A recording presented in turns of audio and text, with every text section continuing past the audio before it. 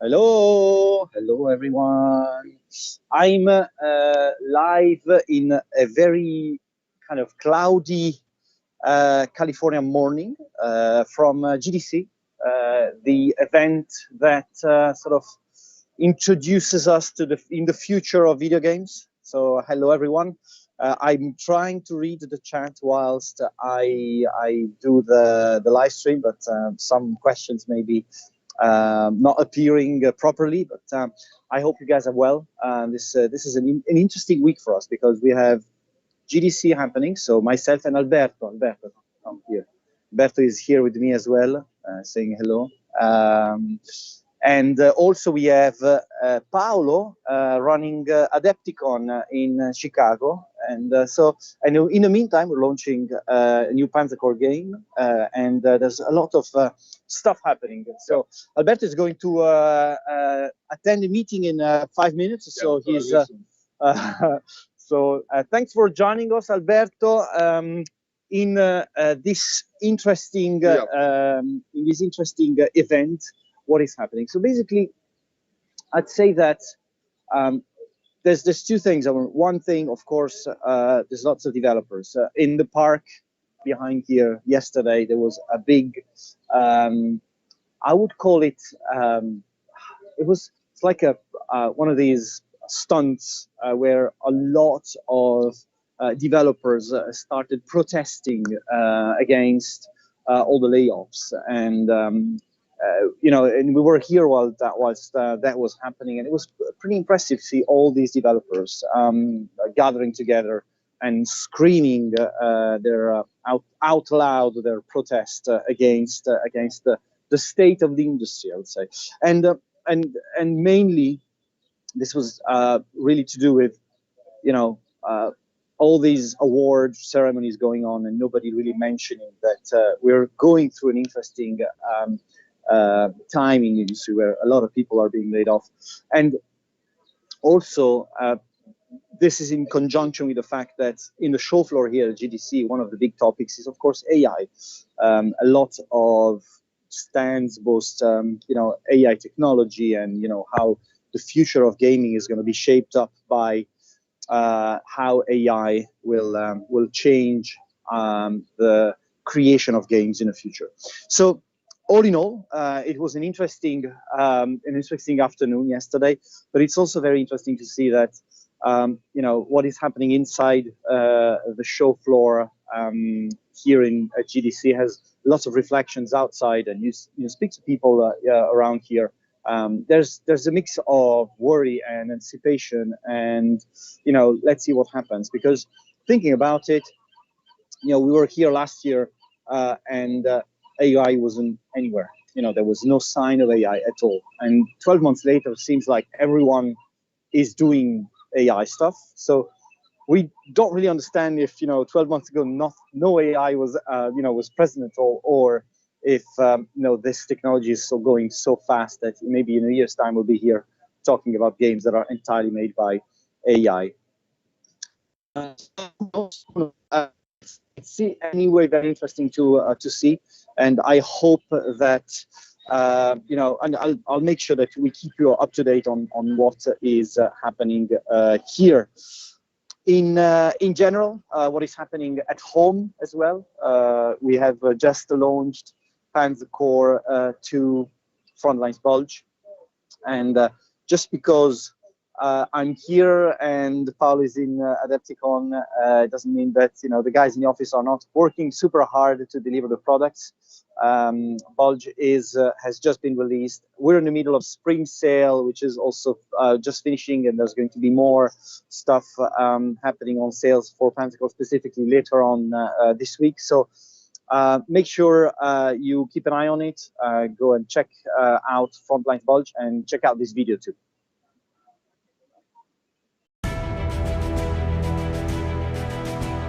Frontlines Bulge is the first release of a new series of DLCs for Panzer Corps 2. It represents a brand new chapter in the saga, offering shorter yet intense campaigns that showcase specific operations with unparalleled detail.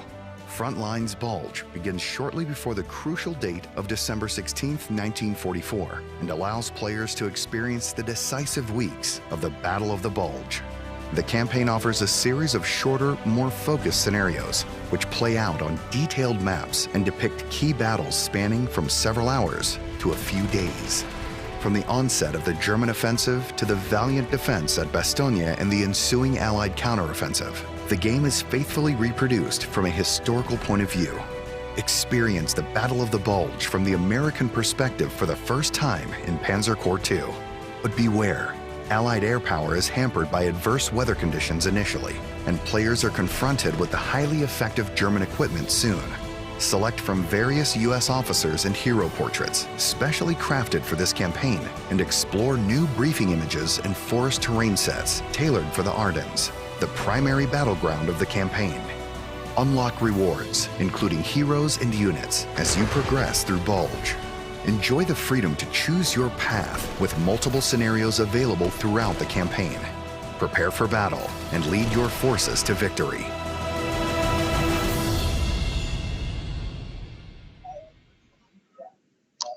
So this was Panzer Corps II Frontlines Bulge. As the video says, it's kind of a new era for Panzer Corps II.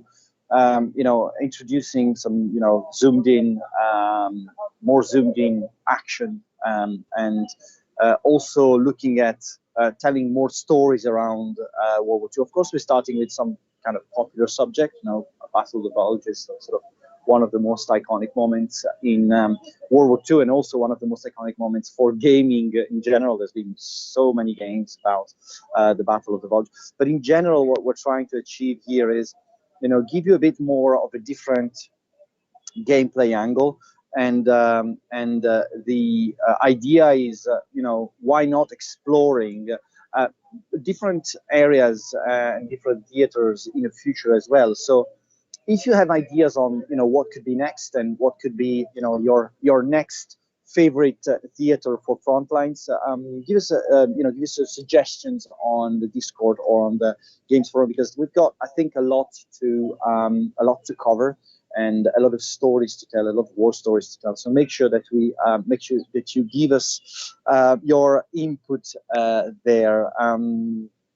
It's as Dasa I just saw an email from Das, I think, writing to us when he's first tested the campaign, Das Tactic, saying he's really excited about this new scale because it's sort of more zoomed in, more tactical as well. So it's interesting because it also shows the flexibility, showing the flexibility of the engine itself, which is great, and I think that in this Alex has done a great job at Flashback Games. Has done a great job at putting together a game that's very flexible and allows for a lot of different mechanics there.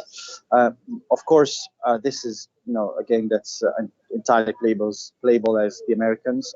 So it's the first time we do some Allied content, so make sure that you check it out. It's going to be interesting, and also give us feedback, because of course we need that. I keep saying that. I realize that it's my mantra, getting feedback, but I think it's very important that we get it from you guys. Panzer Corps is at the moment part of the spring sale. You can see it on Steam.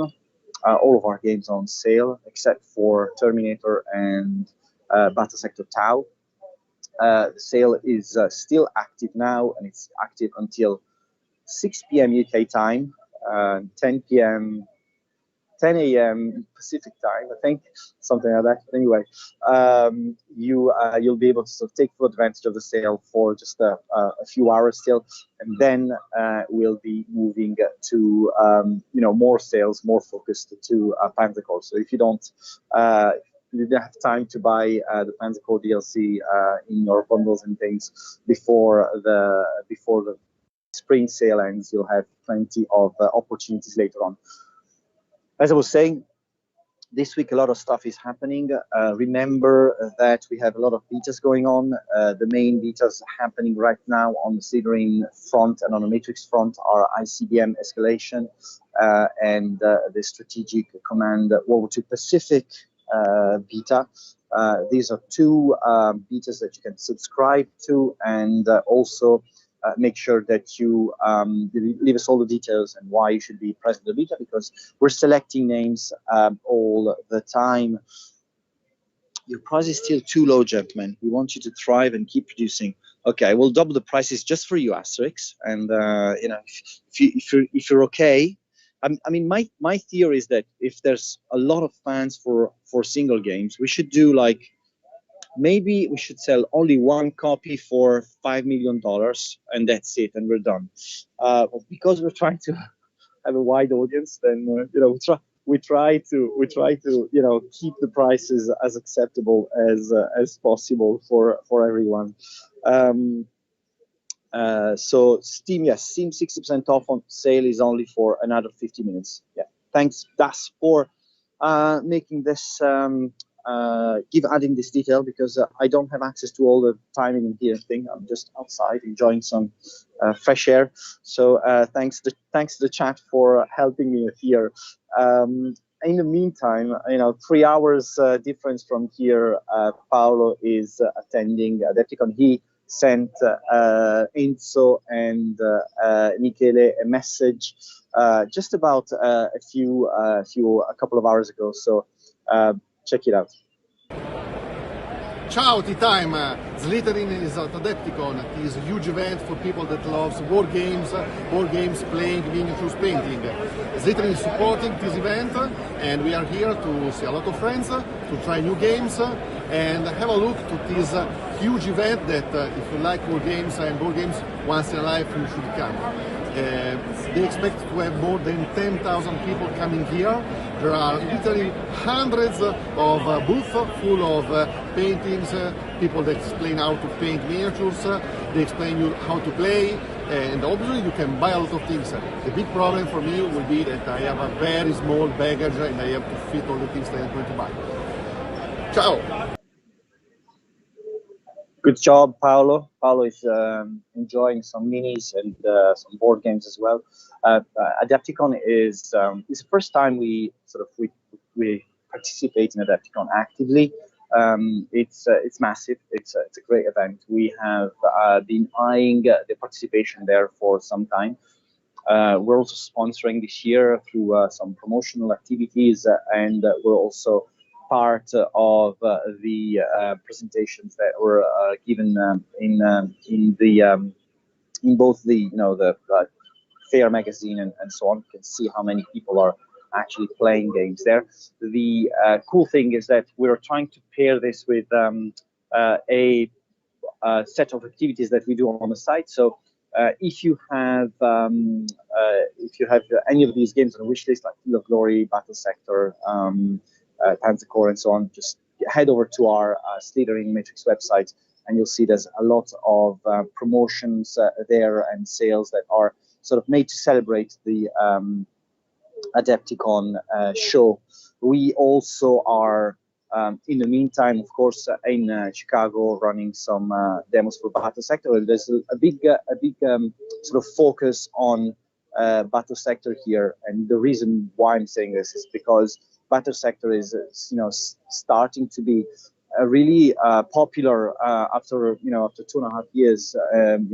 The game is sort of picked up in terms of awareness, and there's a lot more people playing the game since we released out. So there's a lot more opportunities that we can take to talk about the game and make sure that we promote it properly. Battle Sector, by the way, it's going through a lot of different promotional activities, but we're also discussing the future of it here. GDC is also a great opportunity for us, because think about it, everyone's here, all the industry's here. So it's great because you see the future of the industry itself, so AI and VR and all technology, new Unreal announcements and all that kind of stuff, which is great, for the industry as a whole. But for us, it's really about meeting the people. And so we met with Skydance, with Games Workshop, with Sony Pictures, and we're discussing the future of our games as well, the future of our franchises. What is happening next for Battle Sector, Terminator, for Starship Troopers. So it's kind of interesting because it's sort of allowing us to look in the future, and and also meeting a lot of people we usually don't manage to talk to a lot during the year, of course, because it's all remote now. So we had the chance to meet a lot of people we usually talk to on the phone or through calls. There's a discussion about Barbie. I don't know what it's all about. Maybe I'm not sure what is happening in the chat. Throw another pineapple on the Barbie. Was it like something I should be understanding here? Some kind of inside joke? The more importantly, why we're here with Alberto and Al Paulis in Adepticon and so on. For us, we, in general in the marketing department, as a company as a whole, you guys know we're growing. Especially you guys, you've been following us for a long time. We're growing. We're making a lot of progress in terms of making more games that are widely popular and so on. And it's good that we can see that recognition. We can see that when we meet people, seeing with both when we meet with Steam, with the third-party stores we work with, or the license holders, really have this understanding that what we're doing is right, and direction is right as well. So you're biggest fans, so it's only good that only fair that we sort of make you a little bit aware of what is happening here, and also take you with us in our trips and shows as much as we can. I'm just checking here. Well, at least nobody's talking about French tanks, which is good, because there's no French tank in Bulge, so it's a good starting point. In terms of other things, as you guys know, we're preparing for launch of Headquarters World War II on April 11th. There's a lot of content going out in terms of devlogs and other information about the product and news and such. So make sure you check it out on the Steam page. There has been quite a lot of a big increase in wish lists over the last few weeks and months. So I really look forward to this release. It's going to happen around potentially in the next couple of weeks or so. We're sort of start adding more and more details, but mark your date in the diary. April 11th is the release date for Headquarters World War II. I have the other releases that are planned going ahead.